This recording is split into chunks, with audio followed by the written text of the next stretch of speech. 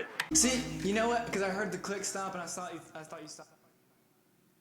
Hey, what's up guys? It's Lucas and you're watching Fine Tuning. In this video, we're going to talk about this guitar, which is a 1991 PRS CE24 and a beautiful bright red cherry sunburst. This guitar is really cool, and for me to explain why, we got to have story time first. So if you just want to hear the guitar and see the guitar, you can skip to this point here. But there's a whole bunch of stuff about this that I think is really interesting. So let's start with that. Story time. Flashback to the year of our Lord 2010. I was in college. My band InterTwyneD was really kind of just starting to do serious gigging, working on our first record. We were starting to record music and write music that we thought was good and like professional for us at the time. If you've ever been in an original band and tried to do that thing, you know that that whole scene is difficult, it's taxing, it's hard to get in places, it's hard to get people to take you seriously, it's hard to get gigs no matter how good you are or think you are. So when you catch a break, whether it's a little break or a big break or whatever, it's the coolest thing and it leaves an impact on you. For us, we caught a really cool break in that we made friends with a band. We made friends with another band that we played with, and we got on a bill with them. I can't even remember how, but we got on this bill with them, and the name of the band was Hephystus. And I have since, over the years, become really good friends with all the guys in that band and done projects with all of them. And they're great dudes, but in particular, the singer and guitar player, or one of the guitar players and the singer for that band, Brandon, is just a really good, dear friend of mine. We've been friends now for 15 years or something, coming up on 15 years. Brandon, when I went to see them the first time, or when we saw them the first time, we were opening for them. And so when I saw him sound checking up there, he had this guitar, not one like it, but this guitar. And he was playing it through a 100-watt dual recto, like one of the old 2 channels, through a big Mesa 412 cabinet, and it just was just blistering. It just sounded so good. And I just remember me and Kenan being like, dude, that guy's guitar tone, it's huge. We hadn't even heard the band yet. You know, we go on and do our set, whatever, we're real proud of ourselves because we're young and enthusiastic. And then Hephystus gets up and just destroys it. They just bring the house down. They're so good. They're so tight, and the music sounds thick and punchy. It's this kind of like progressive metal stuff. It was awesome.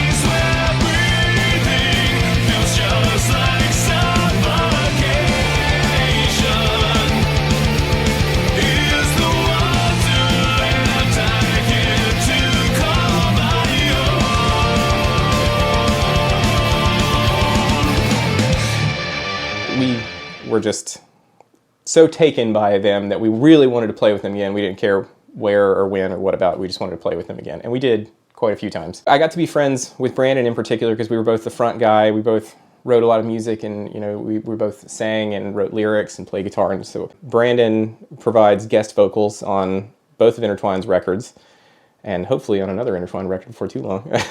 But if you listen to InterTwyneD's November 1st, hide the pain for the love I've lost and all the things that it cost. I can't stand the way I weep, and I am losing all my safe and hide away. and also Trapped Inside a Dream. You are lost to a realm where the shadows are the light, and the air is made of nightmares, and the days are always nights. I fill my empty portraits with the paintings made of screams. I'm the warden of my prison. I am trapped inside my dreams. I just adore his voice and the way that he writes parts and stuff. He's just a treasure of a dude. Back to this guitar and how that relates. So I've been a guitar tech, luthier, whatever you want to call it, for a while now. But when I first started out, one of the guys that I did work for was Brandon, and in particular on this guitar. Replaced the electronics at least once, just from use. I mean, they just wore out. The switch, the pots, this used to have a rotary switch in it, and we put a three-way toggle and a push-pull tone control in it, but these have all been replaced. You can't see it right now because there's a back plate, but it has a tremolo in it. And the tremolo is like a block device. I have it in one of my guitars. It allows you to make the guitar hardtail, or have it just be down only or whatever. But Brandon just wanted it to be locked hardtail for ultimate tuning stability.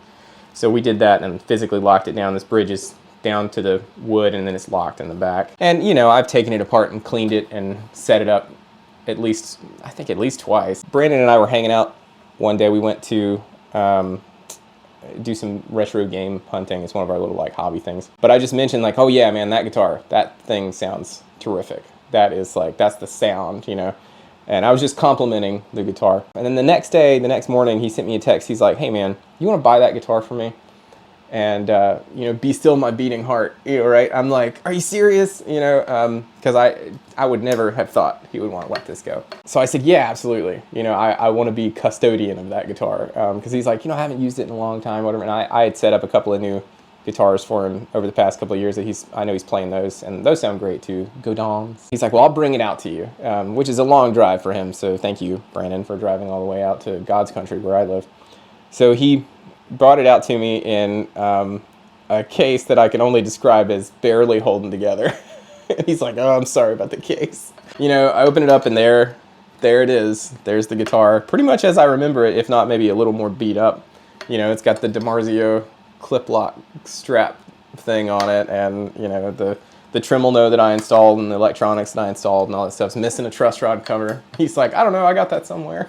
I had a little time to spend playing the guitar and hanging out with it, and I realized that like, man, this guitar needs a lot of work. Just from honest play, you know, this guitar has, I can't even imagine how many gigs he must have played, how many practices and gigs and places this guitar has been and stuff.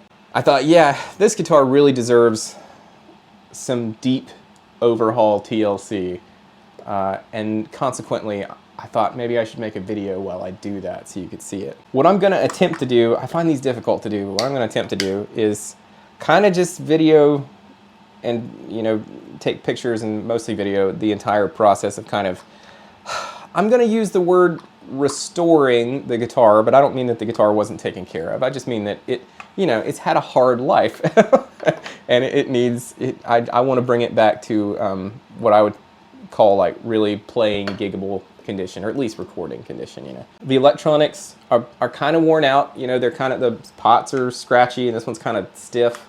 This one's super loose. This switch works about half the time. The neck pickup sounds like there might be something a little suspect. I'm gonna have to check that out. For sure, it's getting new frets. Not a fret job, new frets. These were not super tall frets to begin with, just the way PRS was doing it at the time. But these are just so worn down that if I level them to get the divots out, I mean, they're gonna be, for me, too low. It's not a job that I love to do, and it's a little bit of an intimidating job. I don't really do much in the way of refretting guitars. But I did actually, I just went a couple of weeks ago and hung out with my buddy Tom Henry, and he went over some fret stuff with me and kind of like assuaded me about that. He's like, hey man, you got this. I'm like, okay, all right, cool. So I'm gonna do my best to follow Tom's instruction and see if I can do a good job. Probably, I think it will need a new nut when I put the new frets in, because I'm going to put the Jescar kind of jumbo frets like what's on my DGT. I'm going to probably the nut will need to be replaced because of height, I think. I won't if I don't have to, but if it needs it, I will. I had a new truss rod cover made just because I wanted something special for this one. The tuners, I think they look like they're in good shape, but I'm going to take them apart and clean them really good because these are pretty old, and these are the old kind of a lower gear ratio. So when you turn it, you get it's quite a jump. I haven't decided yet whether I'm going to return this bridge to working like a floating trim or not, because I do enjoy that. That is part of my style. but also Brandon had it this way for a reason, so I don't know, we'll see if I do that or not. Aesthetically, I would say kind of relict, you know, like just from, like I said, from honest playwear. I'm not gonna do anything as far as like trying to finish or anything like that, because I like the way that it looks, the way that it's beat up like that. I like that, but I am gonna clean it really good. So I'm gonna give it a really good. I'm gonna take it apart completely, just down to the bones, and I'm gonna clean it really good and put it back together and just get it in functioning 100% condition as within reason for this kind of guitar. May have to replace the pickup rings. This one is cracking. Take the clip locks off and put on the Dunlop ones that I use so I can interchange it with my straps. That's a little thing. These work great. I just don't, I would have to have straps for this and stuff, and I just don't love doing that. Also, I don't like that. That's annoying. But I'm gonna try to keep, you know, most of the guitar kind of in the spirit of what it was before, just, you know, with some quality of life improvements, I guess. Kind of clean everything up and get it to working nice and pretty again. This guitar's name is Heidi, by the way, which I didn't know until recently, but you can see right there. Yeah, Heidi. It's gonna be a big job. It's gonna take me hours, days of work to do. But I'm going to, because this I think is a really, really special guitar, and I'm just honored to be its custodian for as long as I am allowed to be its custodian. But anytime he wants it back, I'll give it back to him. Let's, I guess, go to future me in the shop, because I can't do this here. You know, with the frets and everything. This is not something I could do here, so I'm gonna have to actually go to the shop, and we'll break it down, and we'll go from there. Thanks, past me. Let's get to work.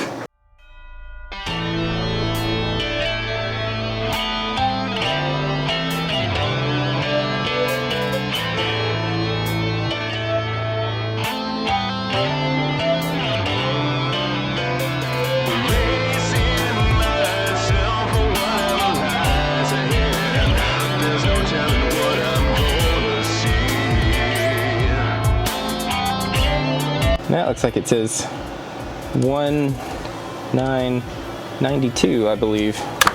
There it goes. And if I'm not mistaken, I believe that says 1992, and I think that says Paul. I believe that might be Mr. Smith's signature right there. Oh man, when I wish you guys could like smell the camera, because when I pop that neck out, I could smell the factory. Away.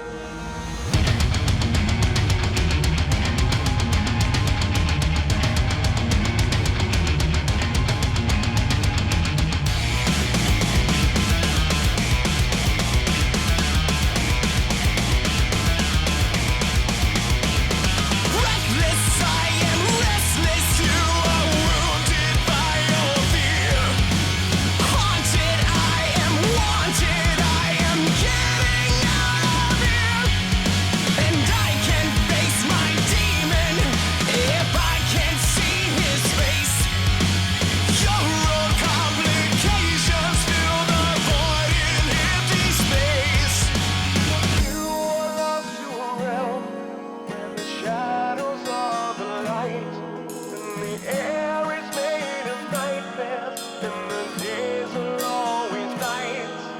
I fill my empty portraits with the paintings made of screams. I'm the warden of my prison. I am trapped inside my dreams.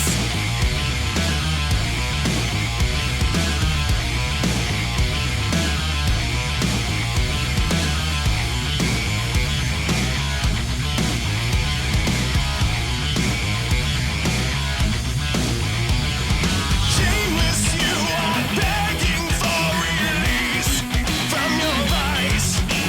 Pointless accusations, for his heart is made of ice.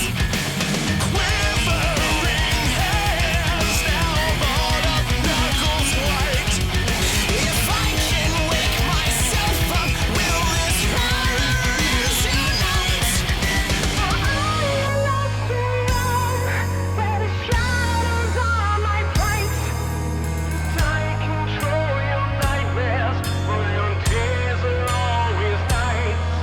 I fill my empty portraits with the paintings made of screams. I'm the keeper of your exile. You are trapped inside your dreams.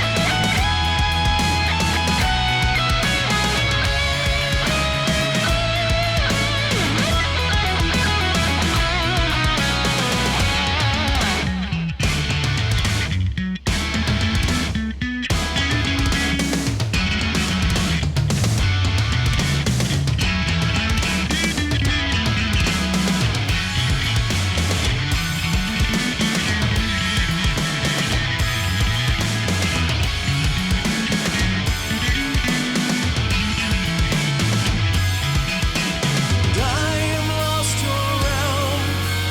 I'm devoid of sight. I must swim in darkness and days forever night.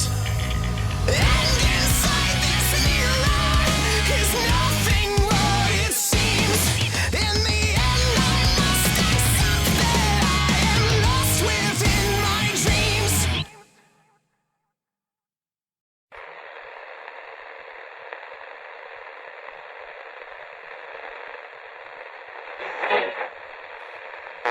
No comment about.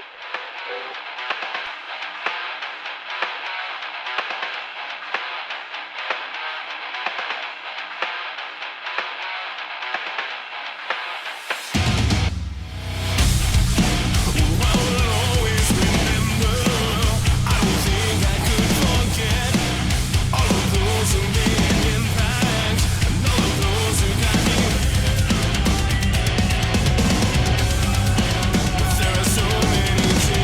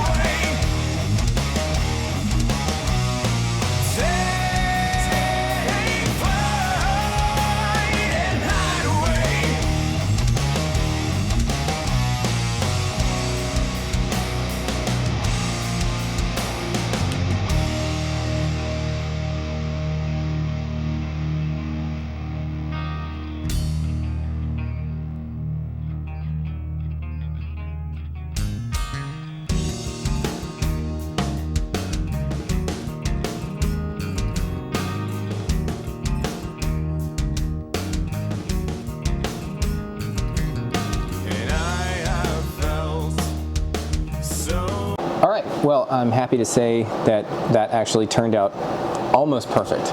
I was a little concerned about refretting the guitar because I don't have a ton of experience with refretting. But giant shout out to Tom Henry, my buddy, for helping me. He just kind of talked me through that in his shop and let me watch him do one. And I followed the directions as explicitly as possible, and I ended up coming out with great results. So that's why Tom is Tom. Anyway, the frets are great. They appear to be just completely smooth and level, which is perfect, and everything seems to be seated, and the guitar feels good. All the electronics are working, the pickups seem to be working fine, the switch is working. I just kind of had to physically mess with it a little bit and then spray some cleaner in it, but it seems to be fine.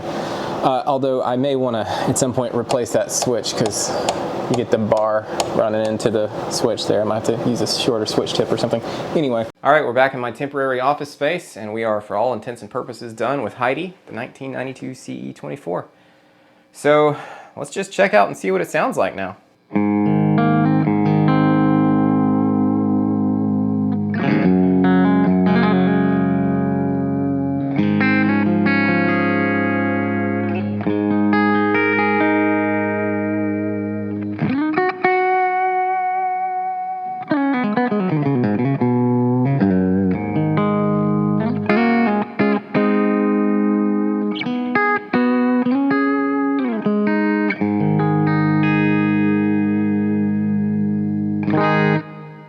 Really, man, that's something special. This is a pretty high output bridge pickup that's an HFS, and that is, to sound like that on a clean sound on the bridge pickup is really impressive. It says something about the quality of the pickups and the quality of the guitar and just the way that it's put together, and man, that's pretty magical. I'm impressed. I could just hear it wanting to go into like overtone sustain on a really clean sound, and I'm not playing very loud in here, so that's just surprising. A surprise, to be sure, but a welcome one. Let's try to pick up the bridge pickup split.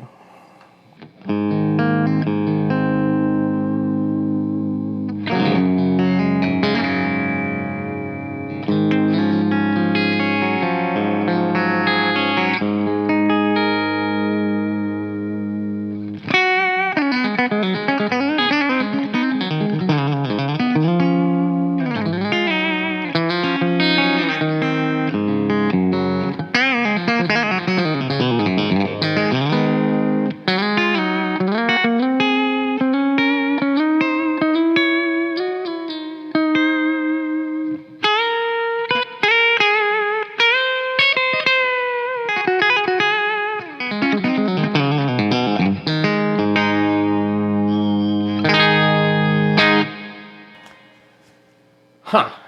Man, even on a really clean sound with a split humbucker, it is bright and spanky, but there's that kind of musical overtone, that kind of violin sustain quality to this guitar. And none of my other guitars do that. That's a really unique thing. And I'm learning that this guitar, it's not as forgiving as far as like how you play it. Like, it's very sensitive. Just the tiniest motions with the bar and stuff. I mean, everything just feels more sensitive and tuned in. Like, I've got to be really focused on what I'm doing, and it's going to put out whatever I do, but I mean, really magnified. It's like a little intimidating to play. But man, that sustain and that overtone thing is really, really neat. Let's try both pickups clean in humbucking mode.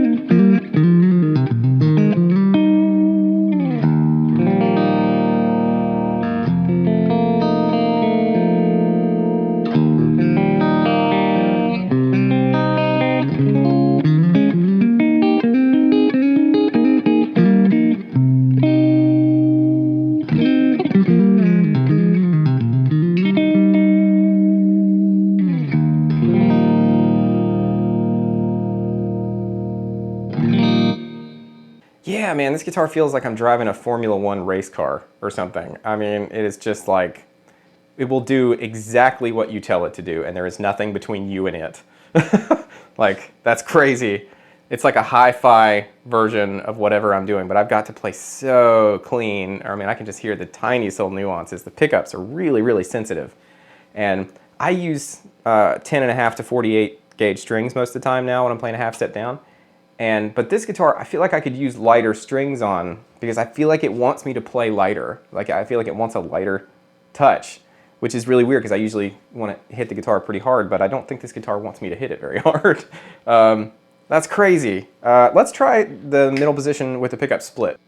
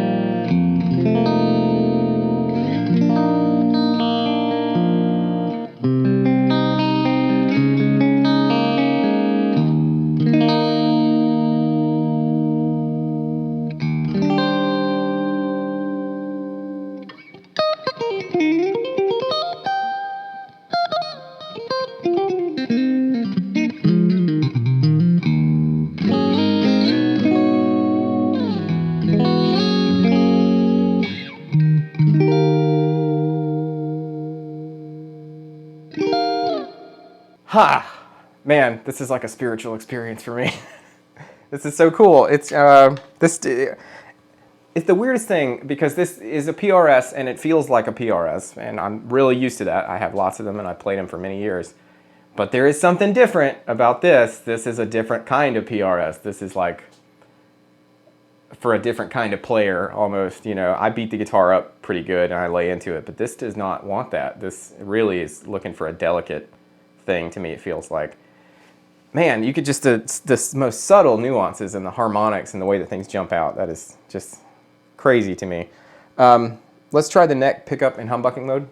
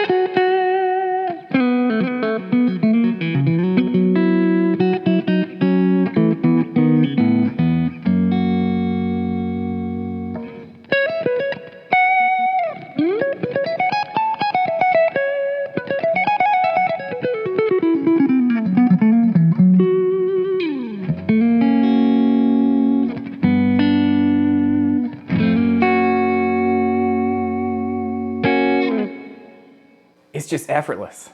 Like, the tone is just effortless. Like, that's the word I would use to describe it. It's it's like he's got so much power inside of the guitar. It just feels like it has so much power, but it like doesn't want you to push it all out at once, if that makes sense. I know I'm talking guitar mumbo jumbo now. Neck pickup split.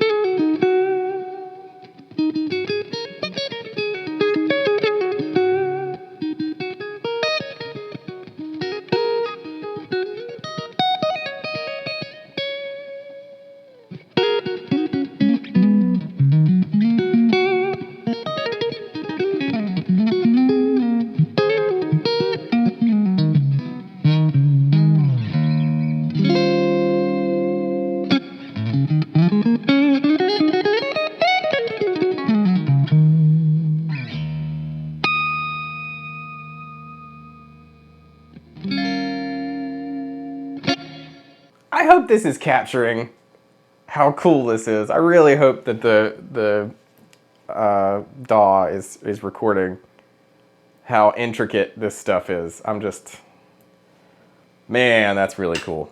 I'm gonna go over to a kind of mid-gain dirty sound. We'll see what that sounds like.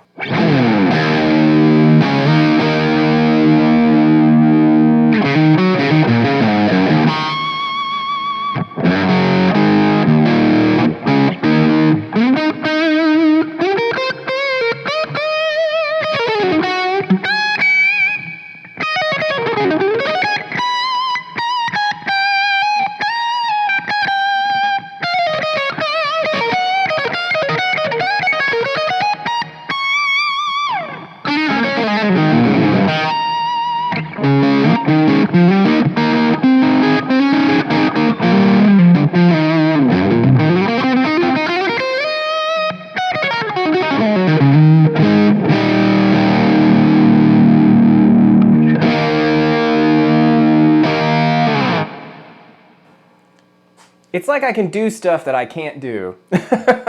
Like, man, this is just, woo, this is a special guitar. Oh my goodness. Let's just try the bridge pickup split on that same sound.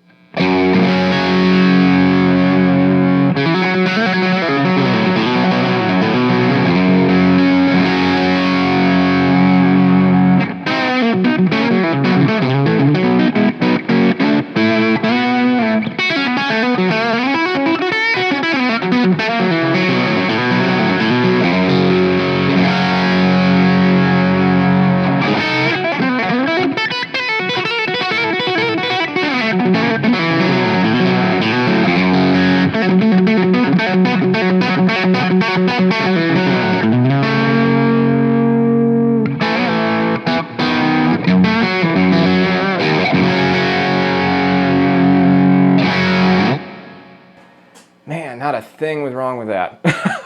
Whew, jeez. Both pickups humbucking.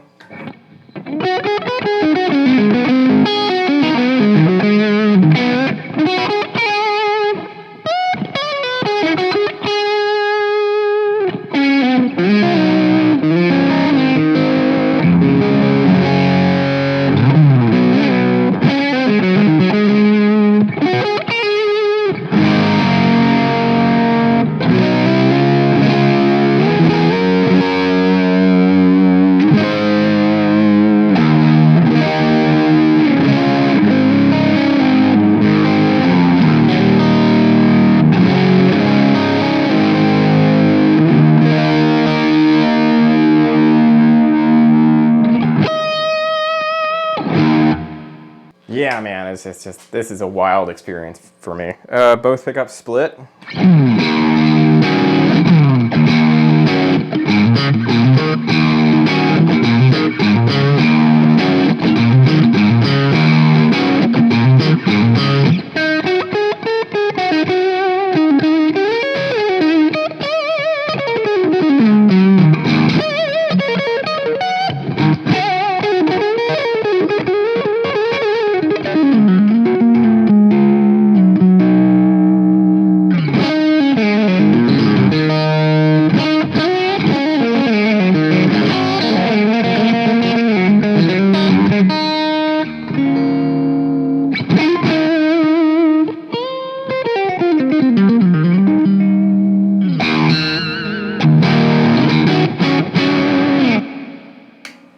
This is the wildest thing. I'm having such a hard time getting used to this that, like, if I lay into it the way I want to lay into it, like I play my other guitars, it doesn't want me to do that. Like, this is a far more controlled, deliberate guitar. Like, I need to just pick just enough to get the note out and no more than that, because the pickups are doing all of that. Like, you just really contain that motion and all this is going to come from the guitar. It's like driving a race car. It's crazy. Neck pickup humbucking mode.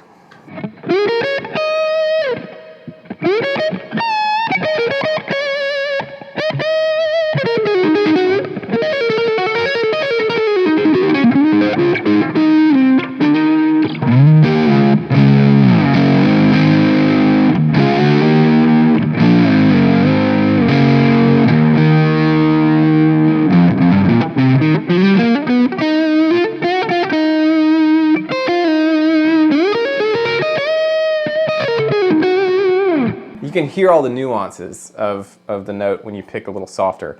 These pickups are doing all that work for you so that you're not playing as hard. It's just like a guitar is made for a different style of player, a different like era of player. Man, this is wild. Neck pickup split.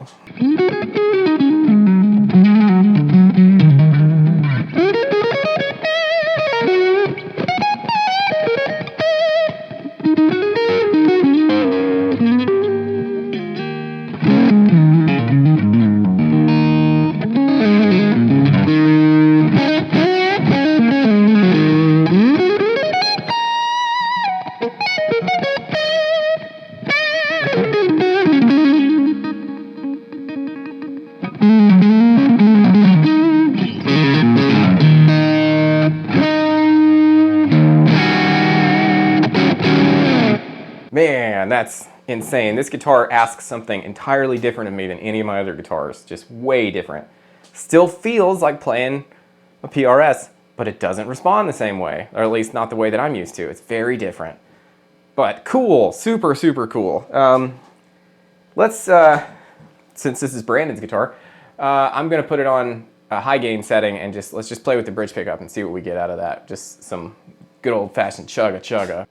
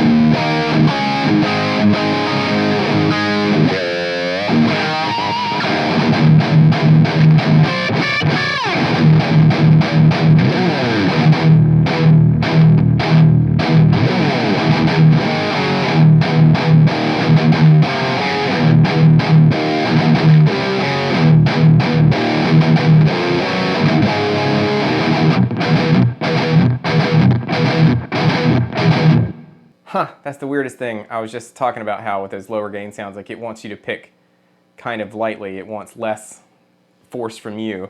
But then when you put it in that high gain mode, and then all of a sudden it's got that input gain to work with, then you can lay into it. And all of a sudden we're playing with an entirely different animal, and this is just like an unchained beast. Good Lord. Well, this is a really cool guitar, man. I mean, I knew that already, but like, I get it now. I get why whenever he went in whatever store he got this from and played this one, he was like, oh yeah, that's the one. I get it. Like, oh man, that's insane. I'm gonna pop over to a lead setting with some delay and overdrive and just kind of noodle around in some of the different pickup positions, and let's just see what it sounds like with the shred stuff, if you want to call it that.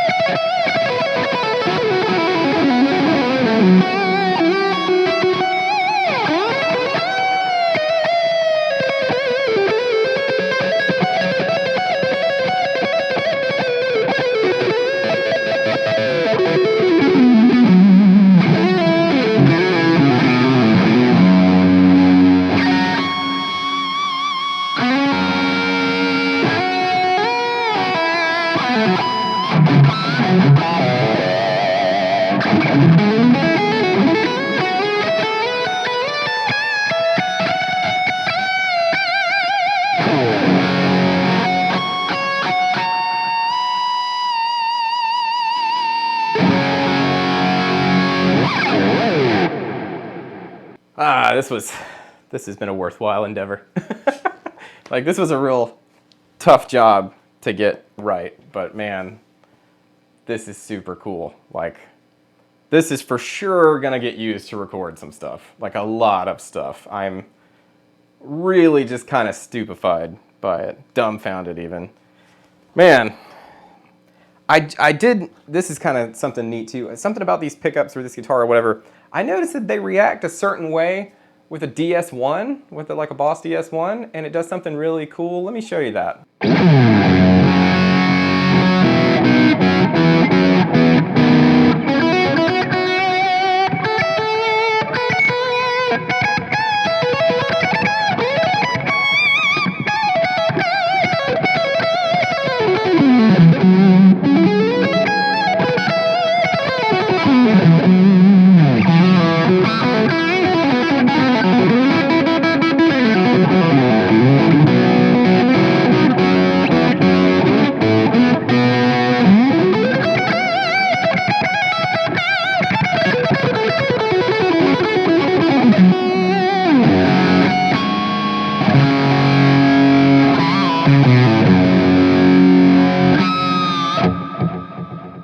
Man, what a worthwhile, satisfying project this has been. I mean, tedious job, difficult, time-consuming, nerve-wracking, but man, so worth it on the other end. Like, this is the coolest tool to have in your toolbox. This guitar will be used for recordings and stuff for years to come, I'm positive. I'm just thrilled it came out as well as it came out. I just think it sounds great, and it plays really well, and it's just extra special. It just has all that mojo, and there's just something extra unique about this guitar. But now I want to hear from you guys in the comments, because I know I don't usually do long form content like this. I usually keep it in the 15 to 20 minute area if I can help it.